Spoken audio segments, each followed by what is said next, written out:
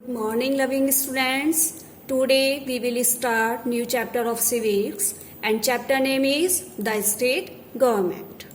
So let's we discuss what we are going to study in this chapter. First, the state legislature. Second, legislative assembly. Legislative assembly को विधानसभा भी कहते हैं. Third, legislative council. Legislative council को विधान परिषद भी कहते हैं. Fourth, governor and fifth, powers of governor. So one by one हम इस एक एक टॉपिक को क्लियर करेंगे और so watch this video through your social science book. Okay, so let's we start. Firstly we will discuss about state polity. अगर हम state के पर्सपेक्टिव से देखें कि हमारे स्टेट में जो स्टेट लेजिस्लेचर है, जो स्टेट एग्जीक्यूटिव है, जितने भी वर्क होता है वो उसके लिए एक पॉलिसी बनाई जाती है. तो अब हम सबसे पहले स्टेट पॉलिटी के बारे में डिस्कस करेंगे. तो आप ये डायग्राम देख रहे हैं इस वीडियो में. इस वीडियो में जो स्टेट पॉलिटी है उसको 2 पार्ट्स में डिवाइड किया गया है. फर्स्ट है the state legislature, second state executive. तो स्टूडेंट्स, स्टेट लेजिस्लेचर जो है वो 3 पार्ट्स में डिवाइड किया है. फर्स्ट, लेजिस्लेटिव असेंबली जिसको विधानसभा भी कहते हैं. सेकेंड, लेजिस्लेटिव काउंसिल जिसको विधान परिषद भी कहते हैं. And third, governor. सो अब हम डिस्कस करेंगे स्टेट एग्जीक्यूटिव के बारे में. स्टेट एग्जीक्यूटिव भी 3 पार्ट्स में डिवाइड है. First, governor, second, chief minister and third, councils of ministers. ये सारे टॉपिक्स हम कवर करेंगे अपनी वीडियो में जो आपके एसएसटी की बुक में भी है. इसलिए मैं आपसे कह रही हूं कि अपनी एसएसटी की बुक जरूर ओपन करके बैठे. ओके, तो अब सबसे पहले आप इसमें एक चीज देख रहे हैं कि गवर्नर जो है वो हमारे स्टेट लेजिस्लेचर का भी पार्ट है और स्टेट एग्जीक्यूटिव का भी पार्ट है.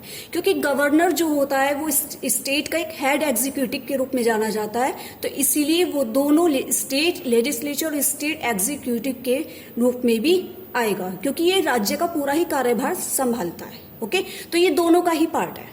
सो अब हम डिस्कस करेंगे फर्स्ट, स्टेट लेजिस्लेचर.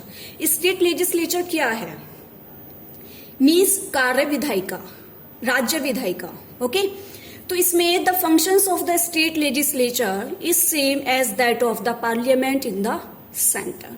अब इसमें यह है कि जो काम पार्लियामेंट का होता है सेंटर में, वही वर्क हमारे स्टेट लेजिस्लेचर का होता है स्टेट में. समझ में आ गया?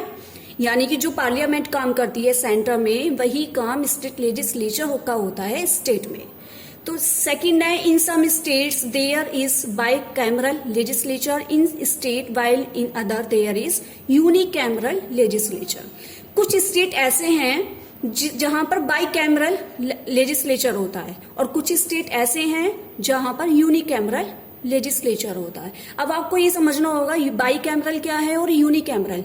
बाइकैमरल लेजिस्लेचर जो होता है स्टूडेंट्स, उसमें 2 हाउसेस होते हैं. वो हाउसेस हैं आपके विधानसभा और विधान परिषद. समझ में आया? और जो यूनिकैमरल लेजिस्लेचर है उसमें ओनली विधानसभा होती है.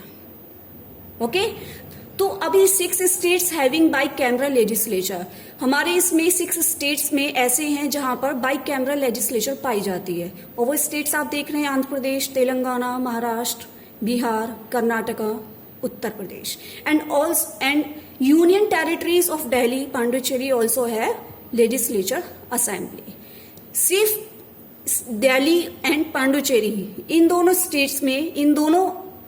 स्टेट में लेजिस्लेचर असेंबली पाई जाती है. और बाकी के जितने भी ऊपर आप देख रहे हैं स्टेट्स के नेम, यहाँ पर बाइकैमरल है और नीचे जो दिल्ली और पांडिचेरी है यहाँ पर यूनिकैमरल लेजिस्लेचर पाई जाती है. ओके, अब हम नेक्स्ट है विधानसभा. विधानसभा मैंने बताया था, विधानसभा को हम लेजिस्लेटिव असेंबली भी कहते हैं. तो अब जो विधानसभा है इसमें कितने मेंबर होते हैं, क्या इसकी प्रोसेस है, क्या क्या इसमें रिजर्व किए गए हैं, तो इन सब पर डिस्कस करेंगे. तो इसमें विधानसभा में general limit of strength of assembly. तो इसमें मिनिमम स्ट्रेंथ कितनी होनी चाहिए और मैक्सिमम स्ट्रेंथ है 500 मेंबर्स एंड मिनिमम स्ट्रेंथ है 60. ओके। बट ऐसा नहीं है कि 60 मेंबर जो है मिनिमम, ये हर स्टेट में फॉलो होते हैं। कुछ स्टेट की जो पॉपुलेशन होती है वो बहुत कम होती है, तो फिर उसी के अकॉर्डिंग हमें मिनिमम मेंबर हम डिसाइड करते हैं। जरूरी नहीं है कि हर स्टेट में मिनिमम मेंबर हम 60 ही इलेक्ट करते हैं। उसमें जो स्टेट है जहाँ की उसकी पॉल्यूशन है, उस पॉपुलेशन, उसके अकॉर्डिंग हम डिसाइड करते हैं कि मिनिमम मेंबर 60 होंगे या नहीं। ओके। तो उसमें 2 एक्सेप्शंस हैं, सिक्किम और मेघालय, क्योंकि वहां की पॉपुलेशन बहुत कम है। Third, there is reservation for एससीज and STs in the Vidhan Sabha. Vidhan Sabha में scheduled caste and scheduled tribes के लिए भी रिजर्वेशंस हैं। 1 member can be nominated by the governor. इसमें गवर्नर के द्वारा एक मेंबर भी नॉमिनेट किया जाता है, और वो जो मेंबर होता है वो द एंग्लो इंडियन कम्युनिटी का होता है। ओके। अब नेक्स्ट है विधानसभा लेजिस्लेटिव असेंबली में जो इलेक्शंस होते हैं वो एमपीज और एमएलए के सेम होते हैं, प्रोसेस सेम होती है।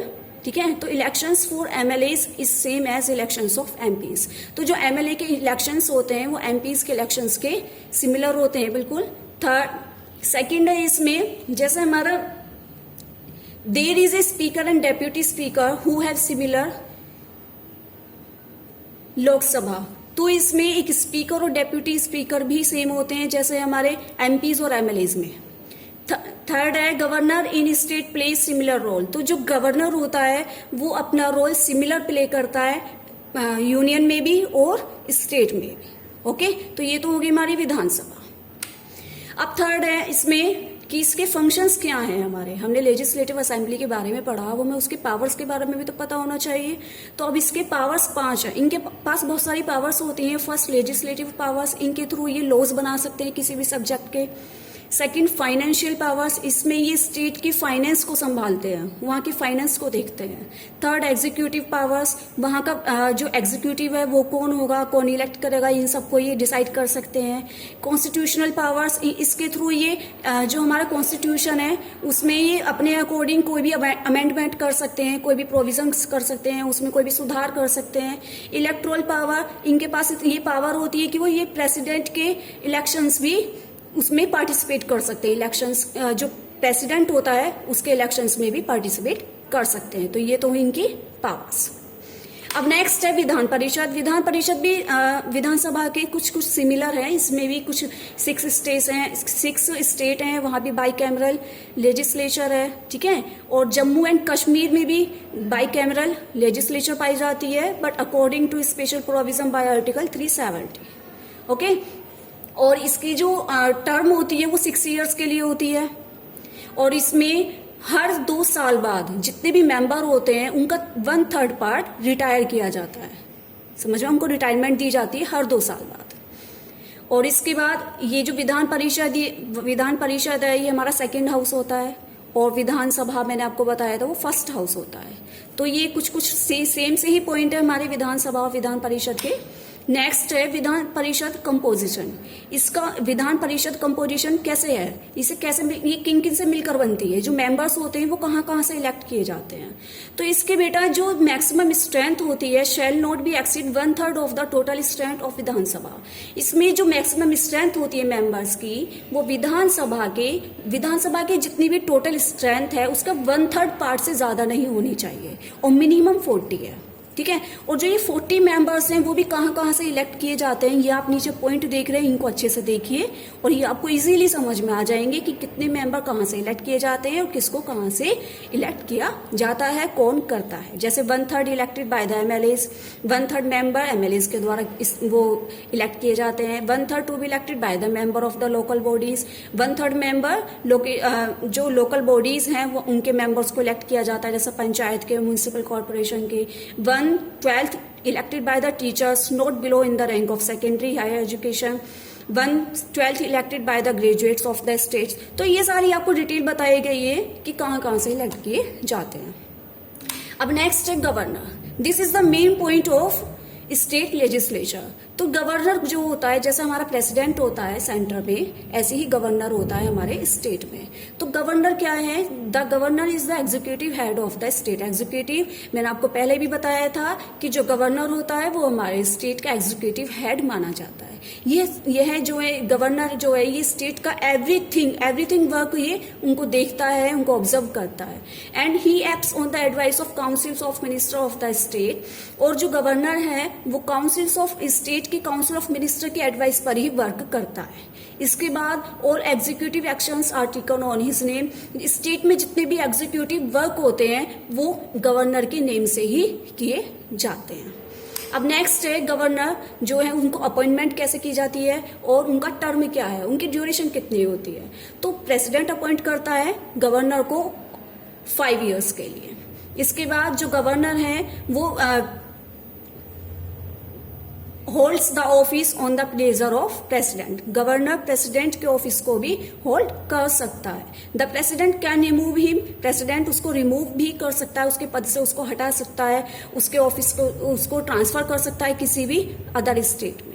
And in case he dies और रिजाइंस, अगर मान लो किसी केस में जो गवर्नर है उसकी डेथ हो जाती है या वो रिजाइन कर देता है, तो उसके रिप्लेसमेंट पे जो राज्य का जो स्टेट का गवर्नर है उसकी जगह central CJ of the high court of the state, तो सीजे को उसको अपॉइंट किया जाता है।